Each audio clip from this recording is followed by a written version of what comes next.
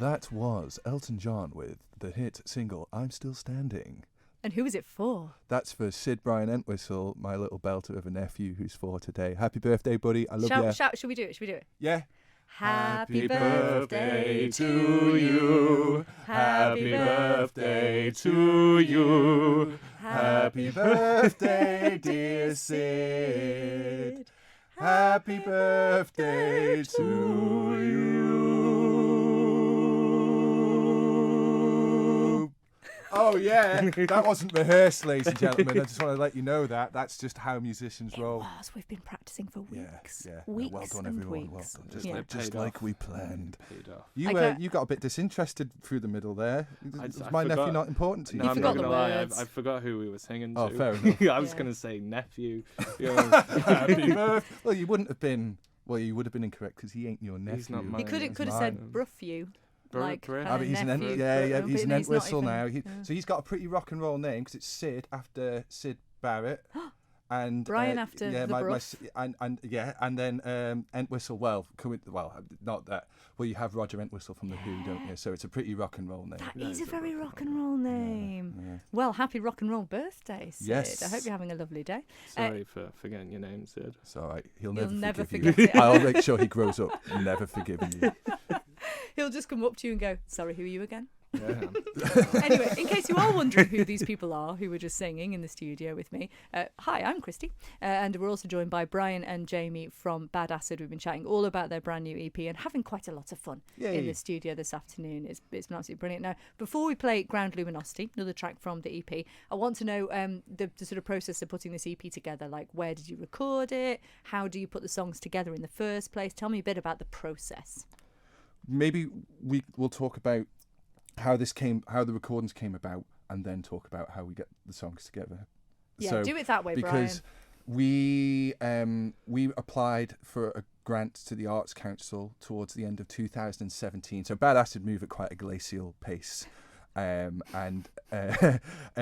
we applied to the Arts Council for the cost of recording with Jip at Ballagroove.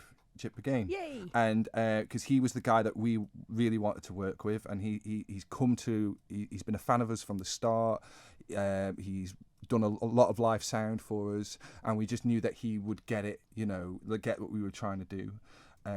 So the Arts Council very graciously covered that cost, and then we recorded 10 songs with him, didn't we? Yeah. And I think we had a good combination of having fun but also knuckling down, didn't we? Yeah, absolutely, and he's just great to work with, and all the way through he just wants to do the best by you and your songs. And so he's sort of famously into the sort of psychedelic sound of stuff as well. Absolutely, so did he have an input then into how the songs were going to sound, or did you know when you went in there they are going to be exactly like this? No, I think he kind of helped us.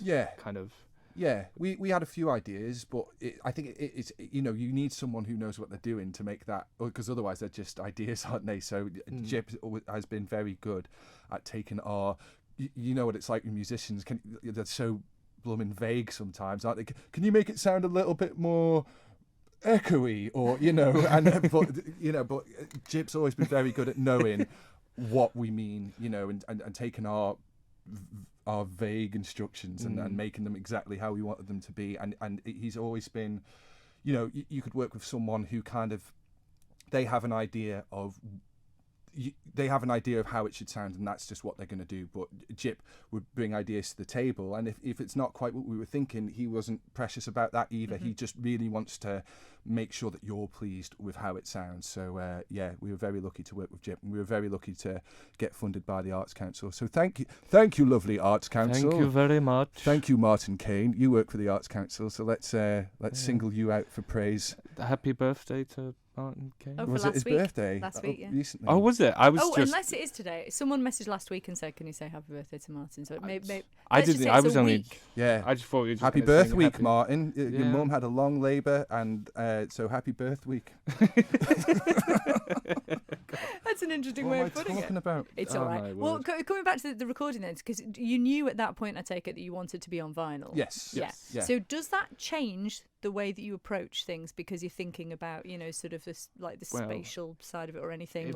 If it does, we did not go in with that. I thought genuinely process. don't know. I think we've had a good think about how the songs are appearing, and on the vinyl, so you're going to have 2 songs on each side, and one is very much going to fade into the other. So when you put it on, that side is going to play continuously for like 12-15 minutes, and then you flip it over, and you'll get that again. But I mean, Jippo, he's been on the technical side of that because things have to, the tracks have to be mastered differently for vinyl than they would be if you were streaming. Yeah. But we'd have to get Jip on. Jip, if you can text in and just tell us what you did differently. Explain. Yeah. It will be a very long explanation. Yeah, I'm I sure have to it would, imagine. You were Yeah. talking about, was it King Gizzard? And the thingy and the lizard. Lizard Wizard. Lizard Which Wizard. album was it? Was it the Nonagon Infinity or whatever? Right. That's And the you one were that saying- plays as a loop. No, then they released the vinyl. Oh yes, so this is Polygon Dwana That's Land. the one. You know, when they released Yeah. 5 albums in a year. Was that last year or 2017? I can't remember now. And one of them was just they just put it up. So kind of like Radiohead did in Rainbows, but they kind of went one step further by you could download the track, like The the CD elements. masters. Yeah. You could download vinyl masters, and that would only very specifically work if you put it onto vinyl. So if you put it on a CD and played it, it would sound all wrong because it's like, but don't ask me why because we don't know. But that's a cool story. Yeah. Interestingly, that's something that came up when we did. I did a series of programs called Vinyl Virtues, and one of the guys that we interviewed, he chose that album or a version of that album, and he was talking about that, and I thought that was fascinating, and it just goes to show how far the interest in vinyl has come in such a short space of time, because of course it was pretty much dead, wasn't it, until probably till Third Man Records and Jack White sort of started bringing it back again. And now people are doing all these amazing and mad and wonderful things with it. So it's not just finding a sort of home again. It's like a new home. It's like everything is changing, which is just so exciting. I this is why we wanted to bring it out in this format, because, like I said, if we put, it's not. I don't think. It's certainly more exciting than just putting it up on the streaming services only.